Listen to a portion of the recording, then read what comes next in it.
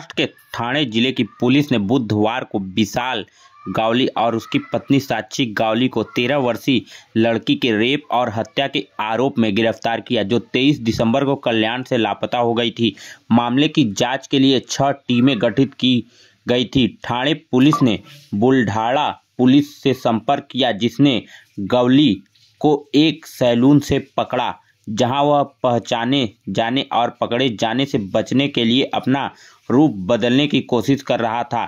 इसके बाद ठाणे पुलिस की एक टीम उसे वापस लाने के लिए बुल्ढाणा गई। सीसीटीवी में लाश ठिकाने लगाने और शराब खरीदते दिखा था आरोपी। बता दें कि ठाणे पुलिस के अनुसार हत्या के बाद आरोपी विशाल गावली सीसीटीवी में 100 फेंकने के बाद शराब खरीदते हुए दिखा था। आणि पोलिसांनी आरोपीला पकडलेला आहे बुलढाण्यातून आणि त्या आरोपीवरती कठोर अशी कारवाई, ज्या काही कलम आहेत ते कलम त्याच्यावरती लावले जातील आणि कठोरातली कठोर कारवाई, त्याला फाशी कशी होईल त्याच्यासाठी सरकारच्या बाजूने पूर्णपणे ताकदीने प्रयत्न जे आहे कोर्टामध्ये केले जातील आणि त्याला नक्कीच फाशी होईल। कल्याणमध्ये अनेकांनी दाखल आहेत आणि दरवेळेस तो सुटून येतो आणि अशा प्रकारचं मी आता ऐकलं बेलवरती तो बाहेर होता, मेंटल इलनेस त्याला वगैरे काहीतरी सर्टिफिकेट्स वगैरे, या सगळ्या गोष्टींवरती आता चौकशी जी आहे पोलिसांची सुरू आहे।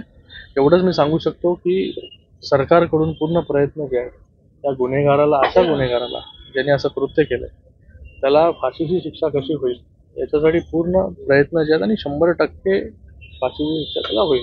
साहेब, कल्याणमध्ये महिलांनी आज जे आरोपीला पकडलं गेलेलं आहे त्याचे म्हणजे बदलापूरमध्ये जो घटना घडली त्या आरोपीची 3 लग्न झाली होती आणि ह्या आरोपीची 3 लग्न झालेली आहेत आणि जे बदलापूरच्या आरोपीसोबत जे केलं त्याच परीने ह्या आरोपीसोबत पण करावं अशी मी गृहमंत्र्यांकडे मागणी करेन आणि याला जे काही आहे कठोर शिक्षा ही व्हायलाच पाहिजे ही मी मागणी करेन।